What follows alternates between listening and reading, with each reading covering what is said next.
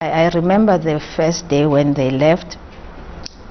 They came, they were on a bus, and I didn't know that I would cry when I see them, and it was worse because it's the mentally retarded, those who cannot talk for themselves, and seeing them going, not knowing where they were going, and coming to think that they don't even know that maybe they would be thrown wherever, and they couldn't say a thing, and I just couldn't help but cry.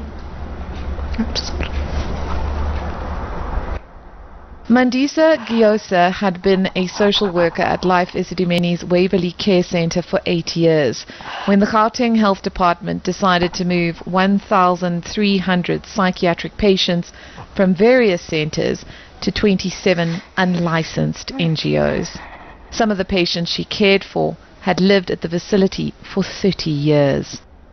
It wasn't enough time, so I don't think they were prepared enough. It made me feel powerless because most families would come to me and they were expecting me as a social worker to make sure that this process doesn't continue.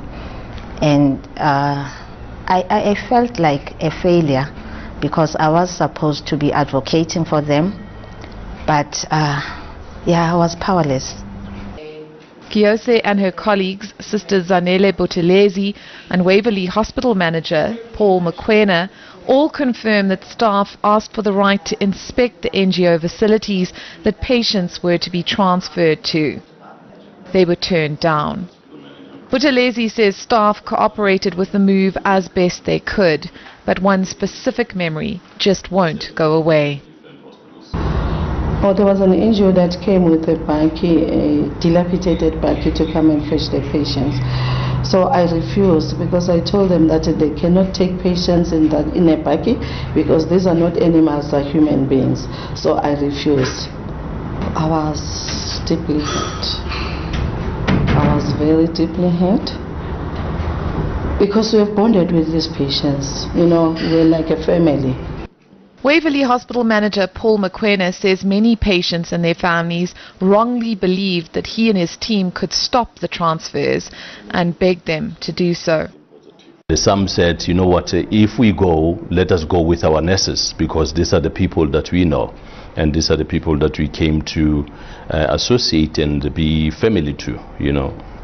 So it was quite emotional. I remember one patient who came, his name is Becky.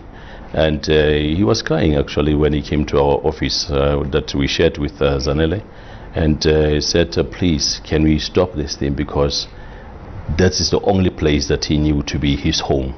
And it was not a nice thing.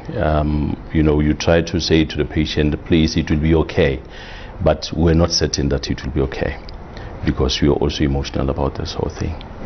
No, it wasn't okay. It wasn't okay. Giyose says she started receiving calls from patients' family members inviting her to their funerals in the weeks following the transfers. She couldn't bring herself to go. I ask her if she wants to know if the patients she cared for are among the 94 dead. It's hurting already, so knowing the names would hurt me more. Do you feel like you're walking around with a broken heart? I am. Karen Morn, Johannesburg.